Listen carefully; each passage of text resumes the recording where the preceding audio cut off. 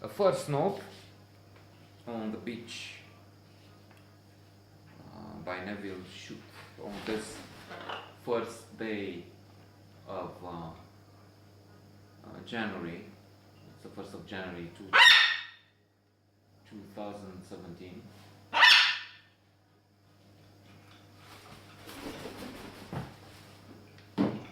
And he's been doing that through the other notes I finished today. This is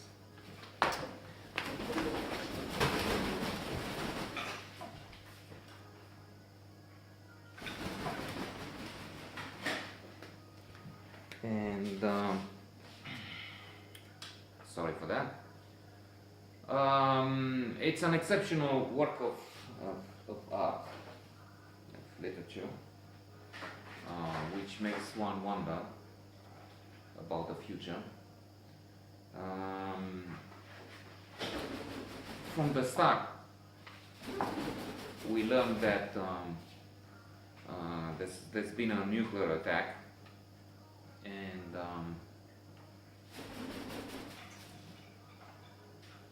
mankind is in deep trouble. In fact, it looks like there will be no mankind to talk about.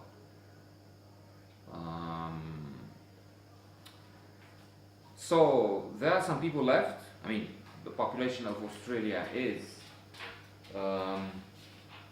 safe for the time being. The attacks took place in the northern hemisphere involving Russia, China, the US. It's not clear the others. And we have a submarine, American submarine, coming to Australia. The captain is one of the heroes. We have 4 protagonists here. Dwight Towers is the captain of the remaining vessel, remaining because it was underwater, sailing underwater, and so the radiation didn't reach there. There are a few others we learn about throughout. One is visiting South America, around Montevideo, then moving on to Rio, but the outlook is bleak. They're talking from the first part of this exceptional work about the fact that the radiation is still north of the equator, north of Australia, but even if the winds have not started bringing the bigger, if I have it right, particles, the smaller one will start traveling, and eventually there's no way to avoid this, to escape it. Radiation will arrive.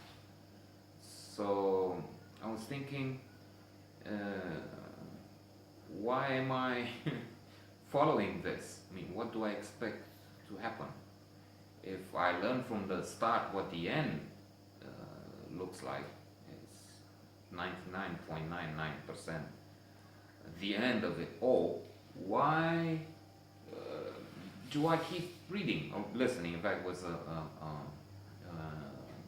adaptation for the BBC I heard earlier on.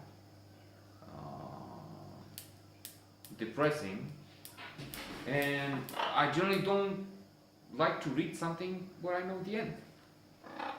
I would add, especially when the end is so terrible, and not for just one, two, some of the heroes, but for all, included and excluded from the work.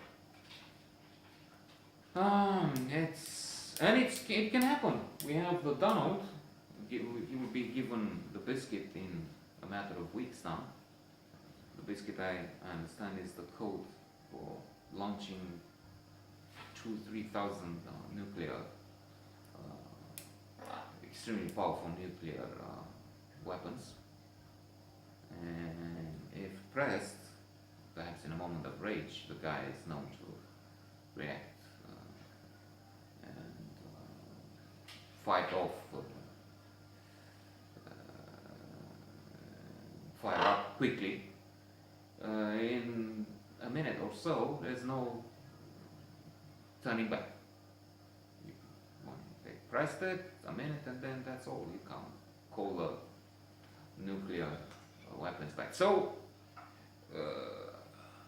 Alhamdulillah, we're not in extreme danger, and inshallah, we will not be dead like in this work soon. But still, there's a remote chance with this clown having the possibility to be trigger happy and to finish it all. Anyway, they try to see what happens. They first go with the submarine to Port Moresby, and they measure the radiation, and it's really dangerous. They have a professor with them, but the heroes and heroines, the main characters, are limited to Dwight, the captain, Peter, who is the Australian, the Aussie liaison officer sent on this submarine. Peter is married to Mary, and they have a daughter, what she called Jackie. And it's terrifying to think what will happen to them all.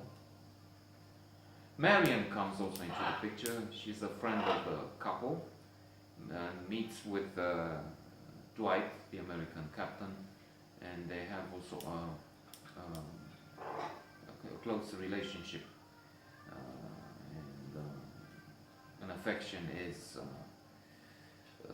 ignited, if I may say that, between them. I will need another note for this great, if sad, story.